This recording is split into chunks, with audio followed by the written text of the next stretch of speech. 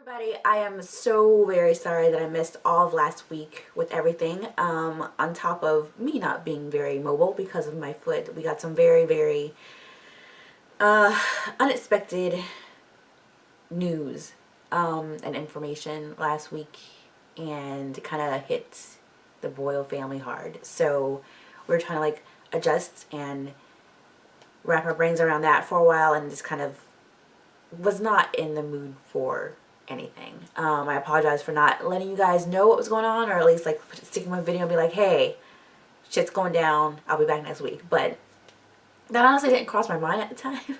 So my bad.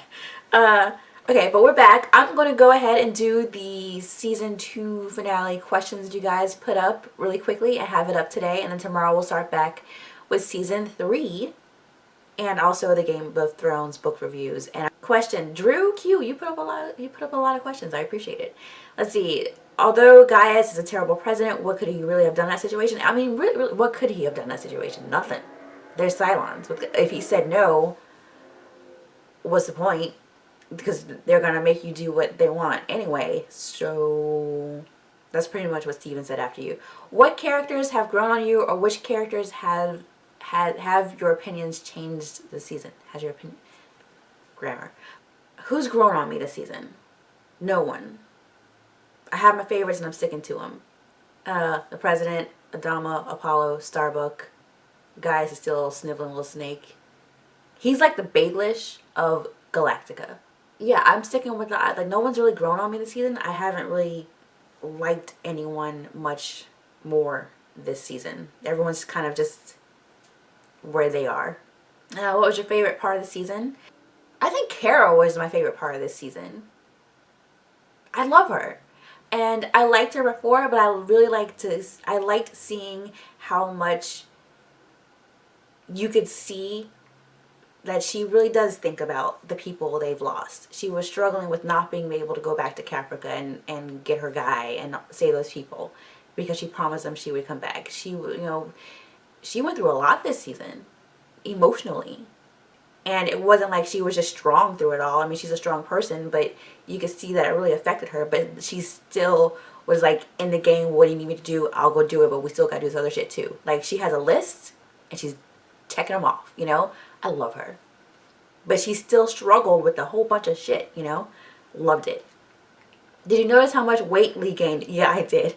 Dude, that was prosthetic, right? That was all, like, prosthetic. There's no way. He was so fit and buff. There's no way he would let him go for that one role. And he looked so much more like his dad too. It wasn't just the weight, like the way they had his hair grow out a little bit. They styled it the same. That was funny. What are your favorite characters at the moment? Kara, Rosalind. Remember, the baby was quite premature, so being at 9-10 months is developmentally right. That makes sense. Yeah, because I was like, okay, I've had a kid. My family is huge. I've been around kids. That baby was not... Okay, that makes sense. I'm not going to watch the Razor episodes. Like, you guys know, I don't really like extra things. I'm picky that way. I don't know why I'm that way. Maybe when the series is over, I'll go back and watch them, but I just don't feel... If they're not going to put it in the main show, why am I going to bother? That, like, there has to be some kind of discussion or decision on whether or not to put it in the main show, and if they chose to leave it out for some reason or another, then I'm not going to bother to watch them. I'll just watch it later on, maybe. See, Stark Lady. It was such an awesome episode, and I was kind of gobsmacked watching it and thinking about where we are right now with elections and the folks in charge. Because, girl, yeah. Who's your favorite character? Kara. Well, what do you think you'd do if you were stuck down on New Caprica or Cylons invaded? I mean, what can you do other than just do... I mean, other than kind of trying to sneak off and not having anything to do with them? What can you do? You have to just kind of stay there and do what they say. Or fight and die. I'd probably fight and die. I bounce back and forth between Kara and Rosalind as my favorite characters, because Kara I could like hang out and shoot the shit with, but honestly I would love to just sit down with Rosalind and just talk about politics and law and even like daily life, art, music. Like, I would probably hang out with her more, but then when I want to just like release some steam, Kara, where you at, girl? Let's go party.